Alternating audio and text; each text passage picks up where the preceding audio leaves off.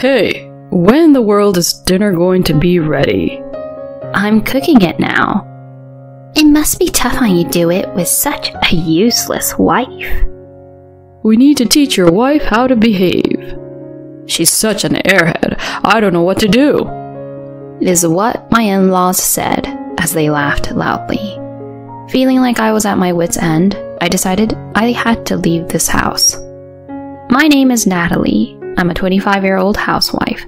Since I was young, I've always been the type to avoid conflict with others. That's why from elementary school on, I had a tendency of being a yes man to everyone with more power than me in class.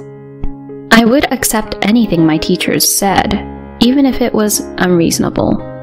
Even though I did my best to go along with the people around me, I would just end up getting bullied instead. I always tried to make everyone happy, but I ended up catching the attention of two popular kids in my class who were leaders of opposing cliques. I ended up getting ignored by everyone and sometimes really cruelly abused. I held myself back, thinking that it would come to an end soon enough. But the harassment didn't end. I was told that I had to pick a side between the two cliques, and I was abused until I picked one. I didn't understand why I had to do something like that. It was sad and frustrating. But no matter how tough it was on me, I couldn't talk to my parents about it. My parents both worked full-time and were always very busy. At the time, I didn't know the details very well, but my grandma on my mom's side was very ill. In order to pay for her hospital bills, my mom worked non-stop. My dad worked in order to make enough money for the three of us to survive.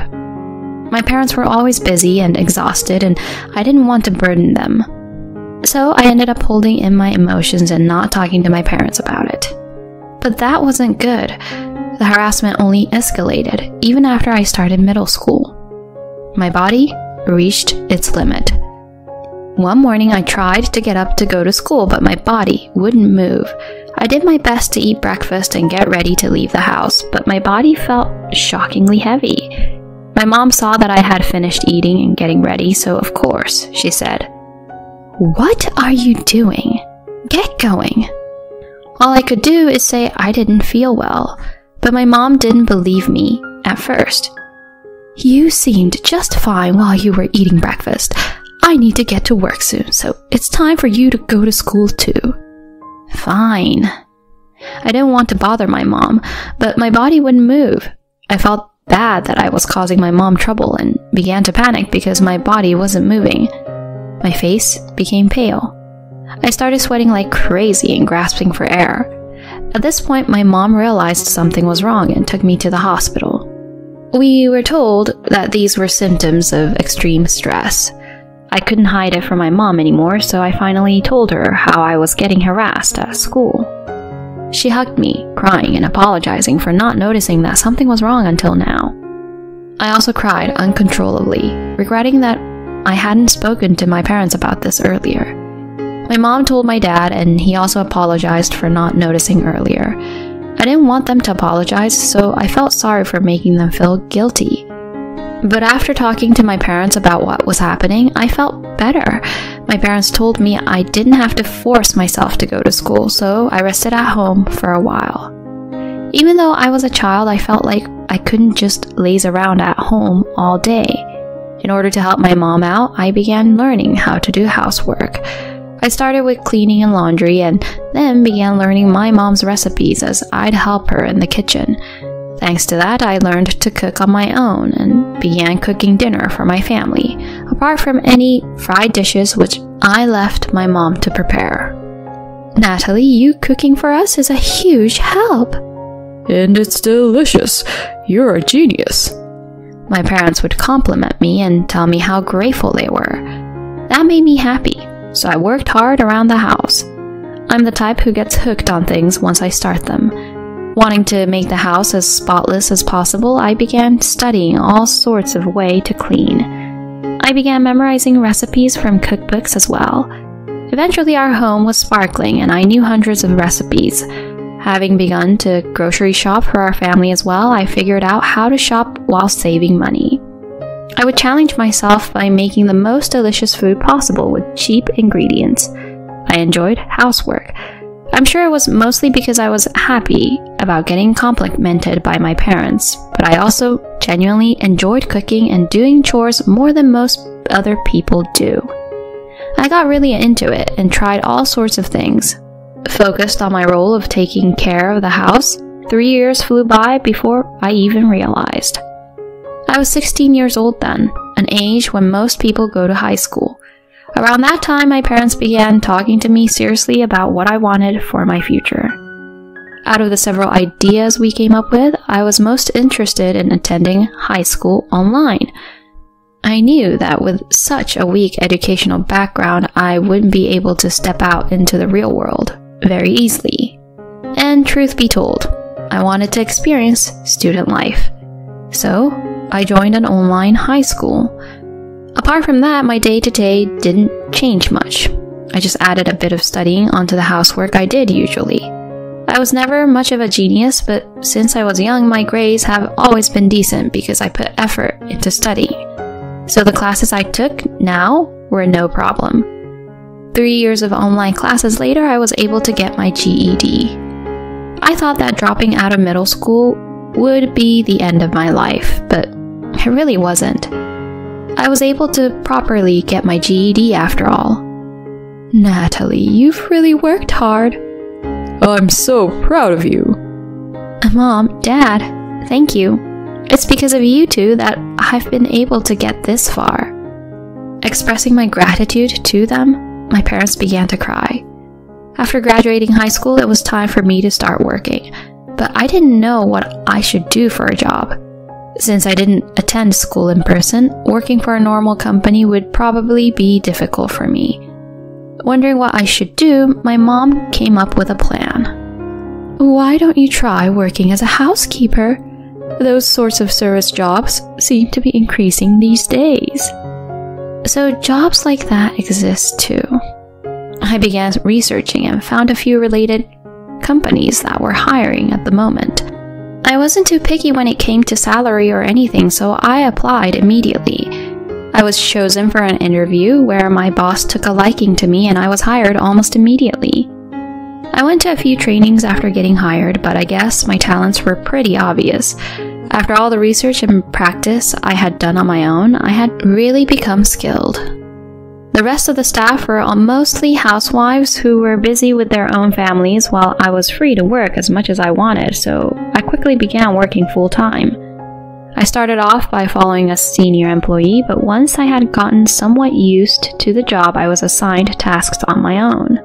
I'm not very good at communicating with big groups of people, but when it comes to jobs like this, where I generally communicate one-on-one with customers, I have no problem. I realized that being good at meeting others' needs is an important skill and allows you to listen properly to others' wishes. For the first time in my life, I felt like my weakness was my strength. I began approaching my job with confidence, and that brought me even better results. I had regular customers and my pay rose. I never imagined a shut-in like me would be able to work like this. I had been working for my company for 3 years when I met Dewitt. Dewitt was one of our company's customers who often chose me to clean his house. He was a bachelor with little time after work for chores, which is why he hired me to clean, do laundry, and cook. I put my all into cleaning and cooking nutritious meals for him each time. I also made sure to meal prep so he had what to eat on days I wasn't scheduled to visit. He seemed touched by my efforts and often thanked me. After about a year of being my regular customer, we had built up a good rapport. Around that time, he asked me out on a date. If it's okay with you, I'd like to meet you privately as well. Honestly, I was also interested in him, so I agreed to go on a date. Shortly after starting dating, I ended up moving in with him. After cleaning Dewitt's home for a year, I knew where everything was and was more used to his kitchen than he was. After living together 2 years, he proposed. I was incredibly happy and quickly said yes, and like that, we were engaged. My parents were also super happy, which made me feel like I was being a good daughter to them. After announcing our engagement, our families met for the first time and we had our wedding ceremony. After going on our honeymoon, we returned to our apartment and began our newlywed life. Being newlywed was super fun. Though we had lived together before, there was something exciting about being married. It was as if we were living together for the first time all over again. A year passed in the blink of an eye. We were living together happily, and I began to think it was about time for us to start a family. But our married life took a turn I didn't expect. One day, "We're going to my parents' house next week. I promised them." Promised them what? "That we'll move in with them." My husband suddenly began talking about living with his parents. I haven't heard anything about this. "That's because I'm telling you now, but it's been decided." No way. My husband told me to start packing our things. DeWitt has a demanding side to him. Something I learned about after we got married. Unable to protest, I packed up our belongings and we moved to his parents' house.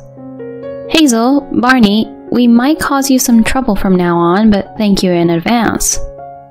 "You finally made it. We've been waiting forever." "Our maid is here. Mom, use her as much as you like. Being a maid is her strong point." I was shocked by what my husband said. How could he say something like that? And just like DeWitt had said, his parents began using me however they pleased. Apart from housework, they also sent me to do their grocery shopping, send mail, buy gifts for their friends, and so on. My husband would also command me around. "Do what my mom tells you." He was really aggressive. DeWitt was like a different person when he was with his parents. They were totally harassing me. My in-laws seemed to enjoy it too. "You idiot, get to work." DeWitt was kind enough to marry you because you're young. You should at least do the housework properly. My in-laws forced me to fulfill their wishes. When one minute they tell me to make coffee, and right as I am finishing making the coffee, they tell me they want tea instead. Of course, I won't be able to serve them their drinks that quickly. But they would use that as an excuse to scold me. They would then tell my husband that I'm a useless wife, and he would get mad at me as well. Why did things become like this? I began regretting marrying DeWitt. It seems that DeWitt planned on moving back in with his parents after getting married from the get-go, so that his parents could use his wife as their slave. I was a young housekeeper. Since I was good at housework and young, DeWitt thought I'd fit the bill. When DeWitt and his parents told me about his plan with huge grins on their faces, I was shocked. I wanted to run away. But after getting married, I became a housewife. Even if I ran away, I didn't have a job. The abuse from my in-laws really took a toll on me mentally. Around that time, my in-laws began pressuring me that it was time for me to have kids. When you're under that much pressure, you become unable to do things you usually can. And I knew that if I did have a child, I'd never be able to escape that house. The idea that I'd have to spend the rest of my life with that family was unbearable. They continued to take advantage of me. Hey, when in the world is dinner going to be ready?" I'm cooking it now. It must be tough on you, DeWitt, with such a useless wife. "We need to teach your wife how to behave. She's such an airhead. I don't know what to do," is what my in-laws said as they laughed loudly. I cooked in a rush. Until just a bit earlier, they told me they wanted to eat meat, but as soon as I finished cooking, they suddenly told me they wanted fish instead, and sent me to the supermarket a second time. Of course, they said it's all my fault that dinner was taking time. Just as I was about to serve dinner, the three of them suddenly began preparing to leave the house. Huh? Where are you going? "You're too slow, so we're going out to eat." What? But I'm just about to finish. "We feel like eating out now. We don't need what you cooked anymore." They left the house with smiles on their faces. What? Even though I went through all that effort to cook? The 2 meals they had made me cook sat on the kitchen counter. 4 servings. As I stared at the food, tears began pouring down my face. Feeling I was at my limit, I decided I had to leave this house. Things proceeded quickly. I packed my bags before my husband and in-laws returned home. I'm not the type who shops for myself much, but even I was surprised when it only took me 10 minutes to pack all my things. What took me the most time was pouring the meals I had just cooked into Tupperware containers. I didn't want the food I had put so much effort into cooking to just be thrown away, so I thought I'd take them with me. As soon as I finished packing my things, I went to my parents. I had called my parents on the way, so they greeted me warmly as soon as I arrived. You've been through a lot. Hearing those words, I felt my heart burst from all the emotions I had been holding in this whole time, and I began sobbing. Though the situation was slightly different, I felt just like I did when I hadn't turned to my parents when I was bullied in school. I was an adult, but I made the same mistake as before. Comforted by my parents, my heart finally calmed down. My husband began ringing me furiously, but I ignored him and relaxed at my parents. The next day, without picking up any of his calls, I emailed DeWitt telling him I wanted a divorce. He tried calling me countless times, but I continued to ignore him. After some time passed, he sent divorce papers to my parents' house. It seems he finally accepted it. I immediately filed them, and like that we were divorced. I had escaped from my in-laws. It was a close call. Afterwards, I began working as a housekeeper again. After being treated so horribly by my in-laws, having customers thank me made me very happy. I also realized really how insane they were. I went back to my work life. Without realizing, 5 years passed. I'm still working for the same company and living with my parents. To think I would meet those people again. It was on my day off. The doorbell rang, and when I opened my front door, I saw them standing there. "What are you doing here?" DeWitt and his parents began speaking with grins on their faces. Have you finally calmed down? I'll forgive you, so come back. He's telling you he'll take you back as his wife. My mother also needs a carer, so we'll talk about that later. They tried entering my home. Hey, stop it! Home invasion is illegal. What are you saying? You're my wife. What's wrong with your family entering your home? What were they talking about? Come on, let us in. You're going to clean our house and take care of my mother. Of course not. I laughed while saying this, and my ex-in-laws froze, bewildered. I divorced you and remarried. Huh? My husband Martin came down from the second floor. Sorry, Martin, were we too loud? You're on night shift tonight, so I didn't mean to wake you. Don't worry. My ex-family were shocked to see my current husband. Who is this? My ex-husband and his parents suddenly came to tell me to go back home with them. I see. They really are tyrannical. Martin stood in front of them and told them to leave. Since he was over 6 foot tall and muscular, my ex-family seemed threatened by Martin. Quit messing around. I never accepted a divorce. You're having an affair. DeWitt began spouting nonsense. The divorce was officially filed, but you're trying to force your way into our home? Wouldn't you say that's home invasion? I spoke up. Martin is a cop, so he can arrest you on the spot. DeWitt replied. A cop? DeWitt and his parents suddenly panicked. I can call my people right now and get you locked up. Martin glared at DeWitt and his parents, who were dripping in sweat. Excuse us, DeWitt said, and they ran away. They were unbelievable. Later, I received a long email from DeWitt. I thought he'd tried to apologize, but it turned out to be a romantic letter trying to persuade me to get back with him. It seemed that his grandmother was in need of someone to take care of her, which they wanted to pin on me. It also turns out that his father had made a big mistake at work, so he had been fired and was currently unemployed. I was glad I cut off ties with them a long time ago. My current husband is someone I had known since I was young, who reached out to me after finding out I had gotten a divorce.